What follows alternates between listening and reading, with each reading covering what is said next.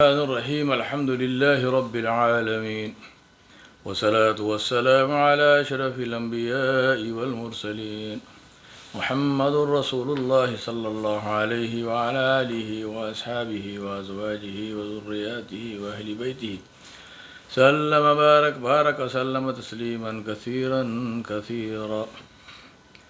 Amma Badu, my brothers and sisters, we continue with our story of Musa alayhi salam and his meeting and his short duration of his tutelage under Khidr alayhi salam.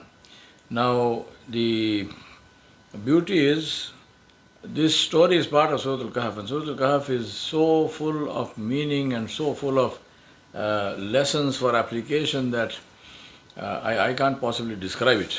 And I ask Allah subhanahu wa ta'ala to enable us to, we of course read it every Friday, which we should, because Nabi sallallahu alaihi wasallam said that it is a protection from Dajjal, and also he said that the one who reads Surah Al-Kahf one Friday, every Friday, then there is a nur that goes from this person from one Friday to the next, which means that he is protected and guided throughout the week. And alhamdulillah, therefore we should not miss reciting Surah Al-Kahf on Friday.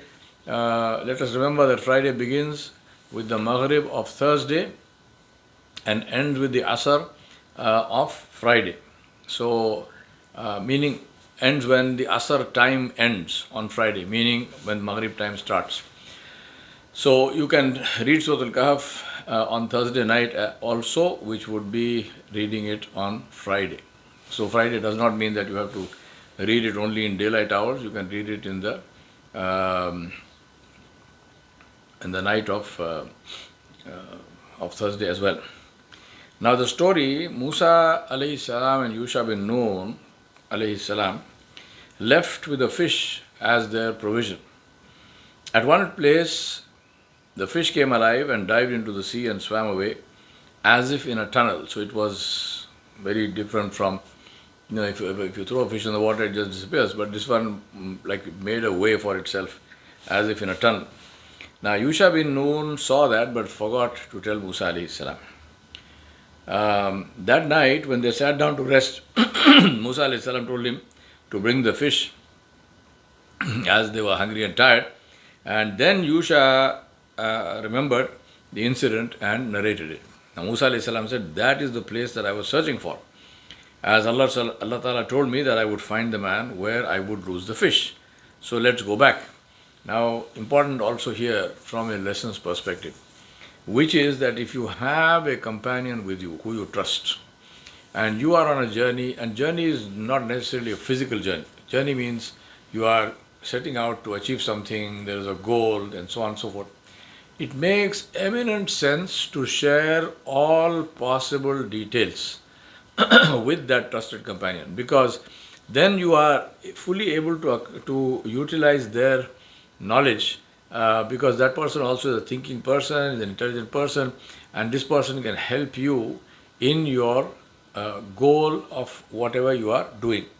If you don't share that knowledge with him, if you do not tell the person everything, then the chances are that this person may see something, but they don't understand the value or the worth of what they are seeing, and you lose out in the process. That's what happened to Musa alayhi salam. Now they obviously lost a lot of time. That didn't make a difference in that sense, because they still found Khidr alayhi salam. This is what Allah subhanahu wa ta'ala had ordained. But they definitely, effort got doubled, because instead of meeting Khidr alayhi salam straight away, they would have, now they had to go back.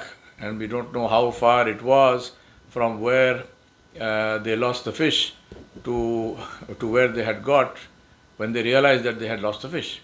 So in that process, they would have lost some time.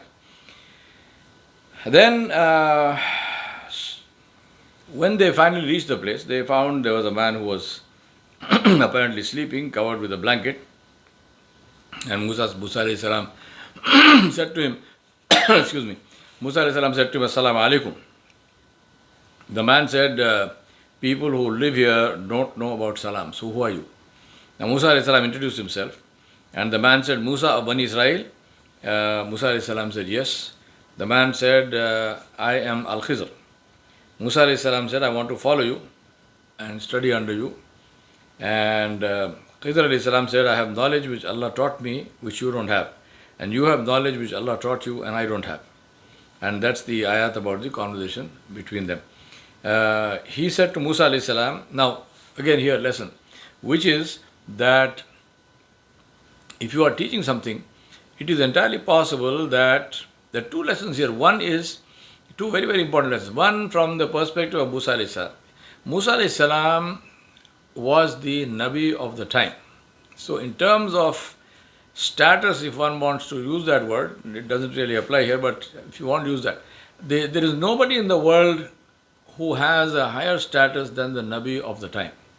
So whether it is Khidr or whether it is anybody else, the king, whoever, the status of the Nabi is supreme. Yet when it was a question of learning, Musa alayhi salam went to the teacher. He didn't ask Allah, Allah send the teacher to me. He went to the teacher and then he apprenticed himself and he became the student of the teacher. So he humbled himself to become the student of the teacher, even though status-wise, his status was higher than that of the teacher. One thing. From the teacher's perspective, we see from here that the teacher, Khidr alayhi salam, is very conscious of the fact that this student who has come to me is not just any student. This is not an ignorant person. This is a person who is a master in his own field. He has come to me for some specialized knowledge which I have, and I am a master in my field. So therefore, you treat the student with respect, and you honor the student.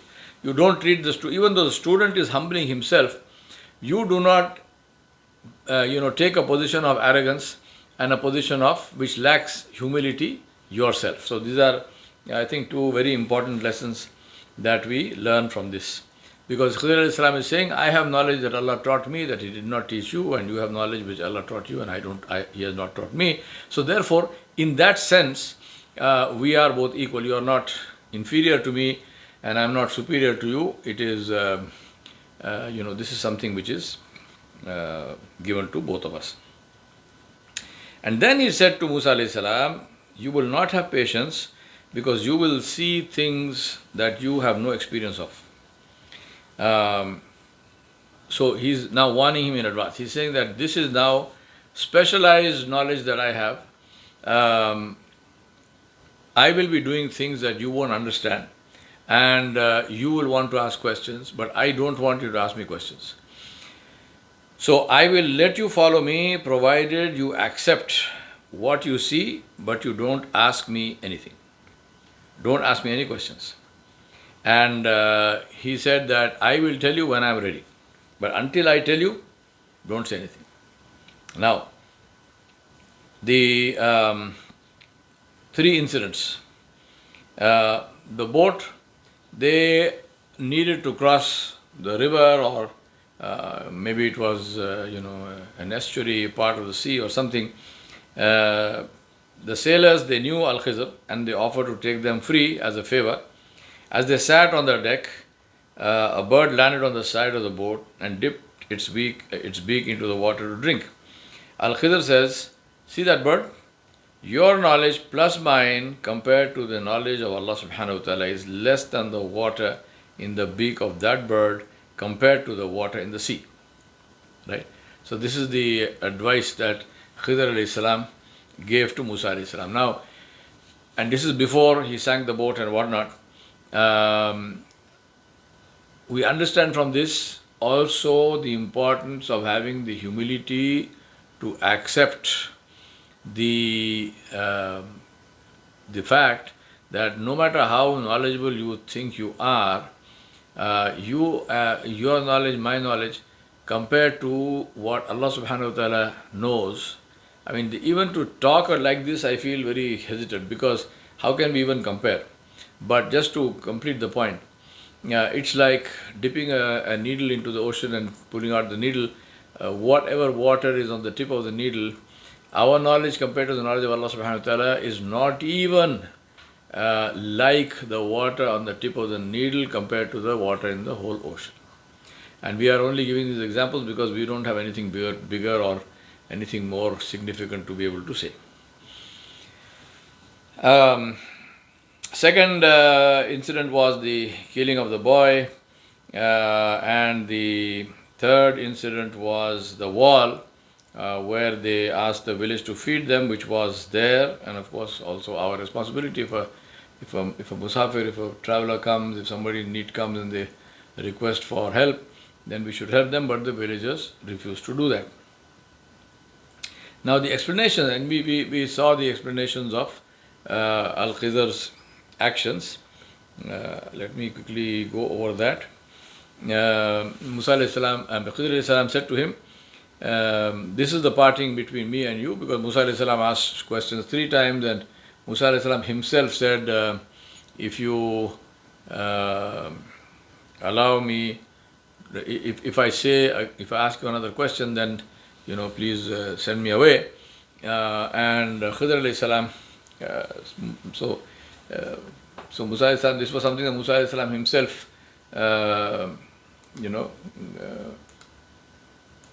told him to do, and then he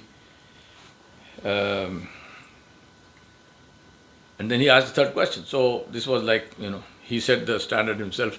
So it is not as if Khidr alayhi salam chased him away. This was their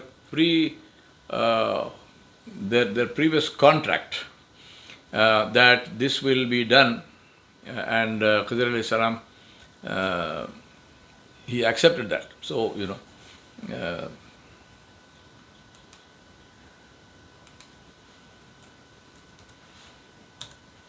sorry about that. So Khidr alayhi salam first of all told him, don't ask questions. Musa alayhi salam couldn't contain himself, and as I told you before, it's not that Musa alayhi salam was indisciplined or something. Musa alayhi salam, there were 2 things operating here. One was Musa alayhi salam's own nature. As I mentioned to you before, Musa alayhi salam was a very activist kind of person. He was not somebody who could just sit and watch something happen, right? He had to be part of that, especially if it was something which he considered to be wrong or zulm or some kind. Musa alayhi salam was not the kind of person who would just sit there and let it happen. He feared nothing except Allah subhanahu wa ta'ala. He was a brave man, he had courage, he had integrity, he was strong. So he immediately went into it. He did that we see that in a couple of incidents in his life. In the incident with the quarrel between the man of Bani Israel and the Qibti, the Egyptian, we see Musa alayhi salam got into that, and as a result of that Egyptian got killed. Then we see him with the Sayyidina Shuaib alayhi salam's daughters, who were trying to water their sheep, and Musa alayhi salam was a stranger, he was a traveler, he had just arrived at that place, and he was just sitting there. It was, within quotes, none of his business, but that was not the kind of person that Musa alayhi salam was. So Musa alayhi salam got into that. He watered he helped the daughters of Sayyidina Shuaib alayhi salam to water to give water to their sheep. So he got into that. So here in the case of Khidr alayhi salam, Musa alayhi salam, when he saw him doing something which was apparently wrong, he could not keep quiet. So that is one. Second thing is, Musa alayhi salam, the thing with him also was that he was a Nabi, and he was a Sahibu Sharia. So from that perspective also, so this is not just like an ordinary bystander watching something happening. Supposing that bystander happens to be the Chief Justice of the Supreme Court of the country, right? It's a different perspective, because here is a man who knows the law, here is a man who is responsible for implementing the law, right? He is supposed to be teaching others, he is supposed to be implementing the law. Then how can he simply stand by and watch something which appears to be legally wrong? How can he just watch it happen? So here he is seeing Khidr alayhi salam causing damage to the boat of some people who helped them. and this is wrong. I mean, the appearance of it is wrong. Not only help or no, even if nobody helps you, still just to cause damage to somebody's property is not permissible in Islam. Here is Khidr alayhi salam doing that. So Musa alayhi salam obviously asked him a question. He said, "What is this? What you are doing is wrong." Then, to compound that, they meet this young boy, and Khidr alayhi salam kills him. Now, what would you say if you see somebody killing a child? So, and then third thing was this villagers who the fault was theirs. They should have offered them some shelter and some food. They refused. Even after they asked them, they refused. I mean, technically, they should have asked them first. Not only did they not ask them first, when they asked them, when Musa alayhi salam and Khidr alayhi salam asked them, they refused. And then Khidr alayhi salam apparently does them a favor by repairing that wall which was there. And then Musa alayhi salam said, now this is something you did for them, even though they did not feed you, you could have asked for some ajr, for some reward for this, and then we could have bought some food from that bunny or whatever.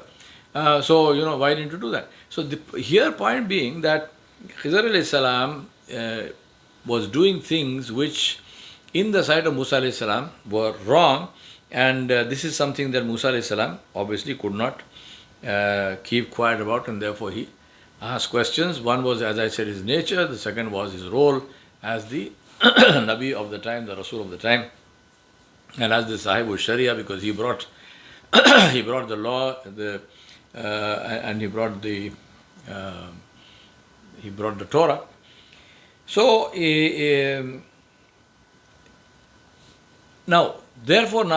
but then when this whole thing finished, Khidr alayhi salam gave him the explanations.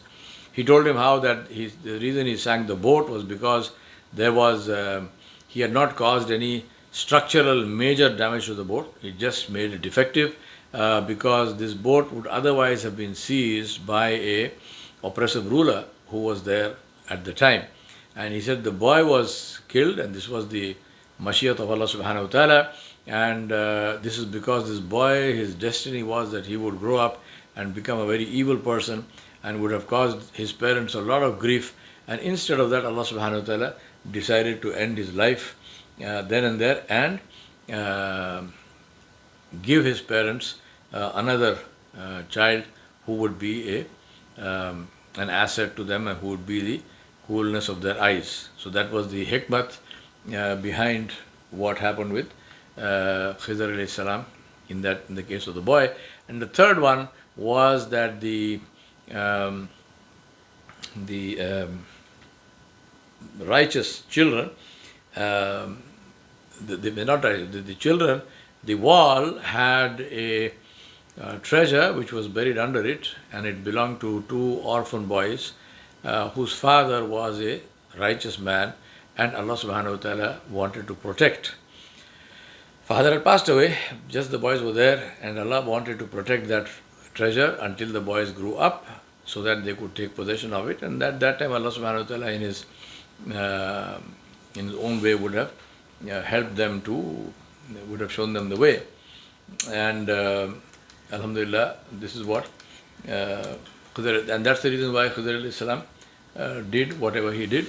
Now the lessons we learn from all this, apart from whatever I have said, is that one, appearances are deceptive because we don't know what Allah subhanahu wa ta'ala's plan is in any case. What we do know about Allah subhanahu wa ta'ala and his plan is what he said, which is biyadihil khair, in the hand of Allah subhanahu wa ta'ala is only goodness.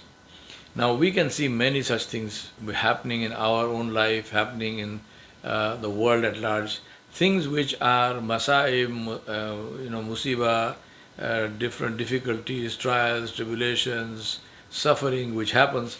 And many times people get confused and people say, why is this happening? If there is God, why doesn't he do something and whatnot? And just think about that. One very simple explanation is that every one of these things which happen is an opportunity for us to do something about it. It's an opportunity for us to take charge of that and to extend ourselves and to earn some reward in helping the people who are affected. So look at it from that perspective. So if we are not saying it's a good thing suffering is happening. Alhamdulillah, it would be better if that was not there. But Allah subhanahu wa ta'ala has made it possible for us to end that. Allah gave the resources for us. Today, without any exaggeration, there is no reason why a single person should go to bed hungry. There is no reason why a single child should not have access to reasonable and good education. There is no reason why every human being should not have access to clean drinking water. There is no reason why every human being should not have access to good primary medical care. No reason meaning that there is enough money and there are enough resources to make all of this possible. The problem is that those resources are concentrated in the hands of a very few people, in the hands of 1% of the population, right? Just 1% of the population has access to all of this, all of these things. And but the rest of the population, the 99% of the population does not have access to these things. And so therefore people are suffering, people are in all kinds of difficulties, not because this difficulty is inevitable, there is no way out of it, there is it is only because there is a shortage of compassion. in our world today, we do not suffer from a shortage of resources. We suffer from a shortage of compassion. So we don't have poverty in terms of wealth, we have poverty in terms of compassion. We are poor because our hearts have no compassion in them. Now, whose fault is this? Well, Allah subhanahu wa ta'ala gave us the resources. Allah subhanahu wa ta'ala gave us the hidayah. Allah subhanahu wa ta'ala said, make sure that nobody, in the beautiful hadith, where Allah subhanahu wa ta'ala said, my slave, I needed food, but you did not feed me. And the person will say, Ya Rabbal Alameen, you are Razaqudul Quwwatil Mateen, you are the Razaq of all creation, how could you be in need of food? And Allah subhanahu wa ta'ala will say, there was this slave of mine, this person who was hungry, he asked you for food, but you did not feed him. You did not feed him. If you had gone to feed him, you would have found him with me. And Allah will say, I was sick, but you did not help me. And the slave will say, Ya Rab, how could you be sick? Because you are the one who owns the sickness and owns the cures. And Allah subhanahu wa ta'ala will say the same thing. He will say, there was such and such a person who was sick, and if you had gone to help him, you would have found me with that person, you would have found that person with me. So this is the message that Islam gives us. Rasulullah said that the 70 neighbors, you are responsible, every single Muslim is responsible for the welfare of 70 neighbors all around him. Right? Now imagine if we live our life with this in mind. If I live my life with this in mind, that every time I help somebody in need, I am actually reaching Allah subhanahu wa ta'ala. I am actually meeting Allah subhanahu wa ta'ala. And that I am responsible for the welfare of 70 houses and 70 neighbors all around me. If each one of us lives with this awareness and understanding, there will be no suffering in the world. As simple as that. Right? But instead we have created a toxic system, predatory capitalism, which has concentrated wealth in the hands of 1% of the population. 8 billionaires today own more wealth collectively than 50% of the rest of the world. How is this just? In which way is this just? So my point here is that the injustice we see today in this world, and today anyway, anytime, is the result of the actions of people. It is not Allah subhanahu wa ta'ala who is being unjust. Can Allah force this to happen? Can Allah force those 8 people to cough up their ill-gotten gains and share them and ensure that? Of course. Of course Allah can do that. But Allah does not do that. Because Allah subhanahu wa ta'ala has created this world and He created the laws to govern this world. Right? Allah created the laws to govern this world. And those laws operate. They operate just like they operate when we look at natural laws, we understand this and we call them natural laws and we say, yes, of course, this law operates and so on and so forth. Now we are talking nowadays about emissions of carbon dioxide and greenhouse gases, and we are saying that if these gases already they are very high in the atmosphere, the volume and the proportion, and if they get more, they are we will have global warming, and then you will have ice melting, glacier melting, and it will raise the sea levels and so on. We understand all of these connections. Now, can Allah subhanahu wa ta'ala ensure by Himself that all greenhouse gases emissions are stopped? Yes, He can do that, and it so happens that I am speaking to you at a time when all of us actually saw this happening. Remember 2019 when COVID-19 first came in? What happened? The whole world shut down. And then what were the pictures we were seeing? We were seeing people in Amritsar seeing the Himalayas, right? People in Jalandhar seeing the Himalayas. We were seeing people in different countries where deer were walking in the street. We had absolutely clear waters of rivers and streams. You had absolutely clean atmosphere, clean air. All of this we saw. How did that happen? Because Allah subhanahu wa ta'ala shut it all down. Right? Now, this is to show His qudra, this is to show His power. That if He wants to shut down greenhouse gas emission, He can do that in 1 second. But He does not do that. What He does is He shows us what is beneficial for us, and He shows us what is harmful for us, so that we understand that and we do not play games with Him. Jalla Jalaluhu. Now the same thing and the same rules apply to human welfare. Allah subhanahu wa ta'ala taught us this, that if we are compassionate, if we are kind, if we are willing to help one another, we can create a society in which everybody will be happy. Everyone will be well taken care of. Sick people will be, I won't say there will be no sickness, because sickness might still be there, but people will be cared for. Definitely there will be no hunger. Definitely there will be no ignorance, because education will become universal, truly universal, right? And so on and so forth. Now, the key thing to understand is that Allah subhanahu wa ta'ala showed us how to make that happen. And Allah subhanahu wa ta'ala gave us the means of making that happen.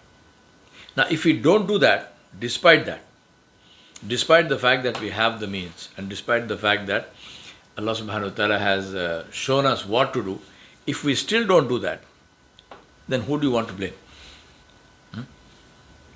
Who do you want to blame? Now, this is the problem today, where we don't want to accept our own responsibility, and instead of that we want to dump the responsibility on Allah subhanahu wa ta'ala. And people who are ignorant, they say, oh, but if there is a God, why is there suffering? It's not a question of if there is God, why is there suffering? The question should be asked, if you are here, why is there suffering? If I am here, why is there suffering? Because God is not the one who created the suffering. We created the suffering. Allah subhanahu wa ta'ala, suffering happened because we refused to follow the rules and the ahkam of Allah subhanahu wa ta'ala. If we had followed those, then this would not have happened. Now, that is something that we have to understand and accept, and may Allah subhanahu wa ta'ala give us the tawfiq not to keep playing games, but to do something worthwhile with our lives. Because this life is going to end. And when this life ends, we will be questioned. And one of the questions that we will be asked is really the opposite of the question that we ask in our ignorance, which is, if there is a God, why did it happen? Question which we will be asked is, you were there, why did it happen? Remember, we will not be asked what happened. We will be asked, what did you do about what happened? We will not be asked what happened. Allah knows what happens. We will be asked, what did you do about what happened? And Allah knows that also. But this is a question that we will be asked and which we must and we will have to answer. I ask Allah subhanahu wa ta'ala Jalla Jalaluhu to help us to have the good sense, not to play games with Him, and instead to live our lives in a way which is responsible and which reflects well on ourselves. And that we, when we face Him, Jalla Jalaluhu, that we are not humiliated and that we are saved from humiliation. وصلى الله على نبي الكريم وعلى آله وصحبه أجمعين برحمتك يا أرحم الراحمين. والسلام عليكم ورحمة الله وبركاته.